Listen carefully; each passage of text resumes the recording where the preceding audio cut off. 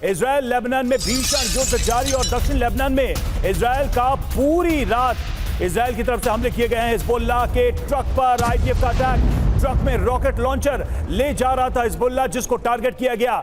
आयता अश शब इलाके में ड्रोन से ये हमले किए गए, ड्रोन अटैक की ये तस्वीरें।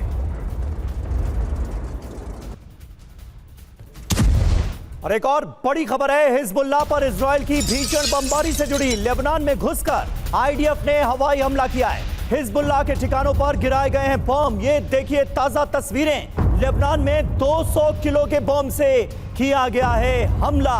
कितना विनाश, कितनी बर्बादी, कितनी तबाही अभी और देखना बाकी है। इन तस्वीरों को देखिए, इजराइल ने लेबनान में किस तरह से 200 किलो के बम से ये बड़ा अटैक अंजाम दिया है। हिजबुल्लाह के ठिकानों को बनाया गया है इजराइल की तरफ से निशाना।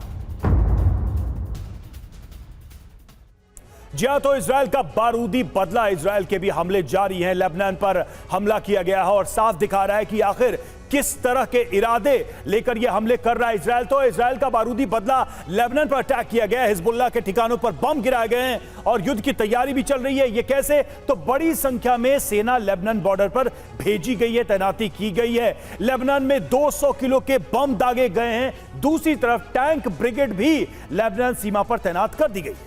बिल्कुल कुछ बड़ा होने वाला है। जितना हम देख रहे हैं उससे कहीं ज्यादा बड़ा इसके आसार सीधे सीधे नजर आ रहे हैं। हिजबुल्लाह पर ग्लाइड बॉम्ब से अटैक किया गया है इजराइल की तरफ से। सीमा पर लड़ाकू विमान लगातार उड़ान भरते हुए नजर आ रहे हैं और हवाई हमलों को भी अंजाम दिया जा रहा है। खास बात यह कि इजरायली सेना प्रमुख ने लेबनान सीमा का दौरा किया है। लेबनान ऐसा लग रहा है कि अब मुख्य फ्रंट बनता हुआ नजर आ रहा है। इजराइल और लेबनान के बीच सीधी जंग के सीधे सीधे आसार नजर आते हैं।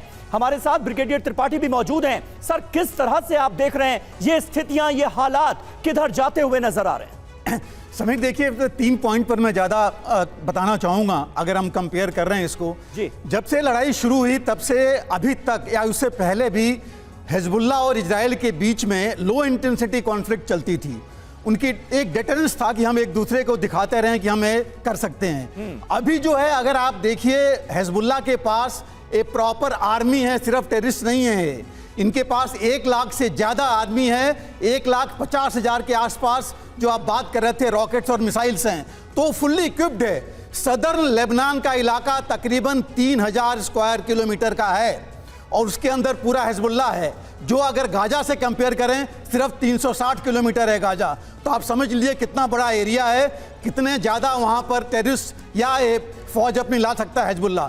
दूसरी चीज़, अक्टूबर 7 से लेकर अभी तक हिजबुल्लाह के इलाके में तकरीबन 100 सिविलियंस और 300 इनके लड़ाके हिजबुल्लाह के मारे गए हैं इजराइल द्वारा, और 5 कमांडर्स हिजबुल्लाह के मारे गए हैं।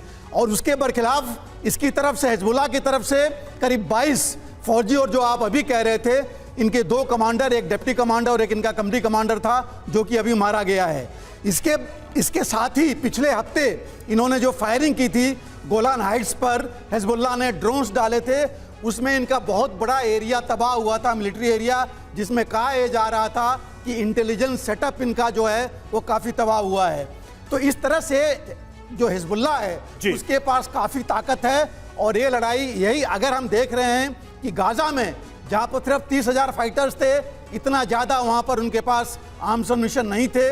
वो 9वां महीना चल रहा है। बिल्कुल, हिजबुल्लाह का हम समझ सकते हैं। बिल्कुल, और मुझे लगता है सर कि इजराइल भी इस बात को समझता है। एक तरफ तो हिजबुल्लाह की स्ट्रेंथ, और अभी पहले से ही वो जैसे युद्ध गाजा में लड़ता रहा है, तो उसे भी पता होगा कि ये लड़ाई लंबी चल सकती है।